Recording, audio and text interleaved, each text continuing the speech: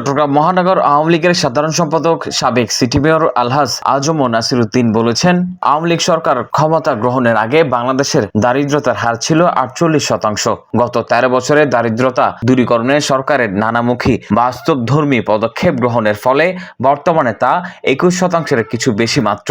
শিক্ষা, স্বাস্থ্য, চিকিৎসা, কর্মসংস্থান, সেবাসহ বিভিন্ন সেক্টরে দরিদ্র জনগোষ্ঠীর জন্য সরকার কোটা প্রথা বাস্তবায়ন করে চলেছে।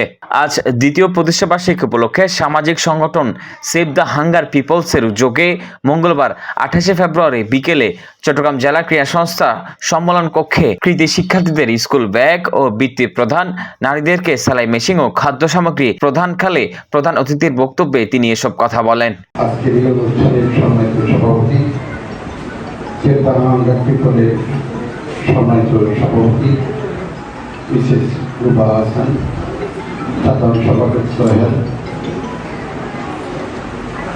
মহিলা আওয়ামী লীগের কেন্দ্রীয় কমিটির মানবাধিকার ও আন্তর্জাতিক বিষয়ক সম্পাদিকা রুকসানা পারভিন রুভার সভাপতিত্বে ও সেভ দ্য হাঙ্গার পিপলসের মহাসচিব মোহাম্মদ হোসেল হকের সঞ্চালনায় অনুষ্ঠানে চট্টগ্রাম মহানগর আওয়ামী লীগের সাংগঠনিক সম্পাদক নোমান আল মাহমুদ, কাউন্সিলর হাসান মুরাদ বিপ্লব, বাংলাদেশ মানবাধিকার কমিশনের সহসভাপতি আব্দুল নূর, হ্যালো ডাক্তারের চেয়ারম্যান ডক্টর সজীব তালুকদার, জসিম উদ্দিন, শেখ আব্দুল মান্নান, জাহাঙ্গীর আলম সহ আরো অনেকেই উপস্থিত ছিলেন।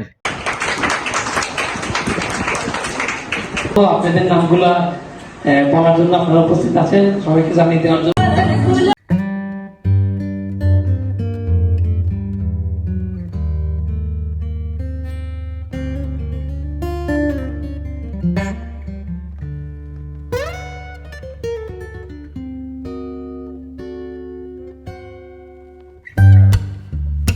এখানে 50 জন কৃতি গরিব শিক্ষার্থীকে স্কুল ব্যাগ, 100 জন মানুষের মাঝে খাদ্য সামগ্রী, 4টি সেলাই মেশিন ও 15 জন কৃতি শিক্ষার্থীকে মেধাবৃত্তি প্রদান করা হয়।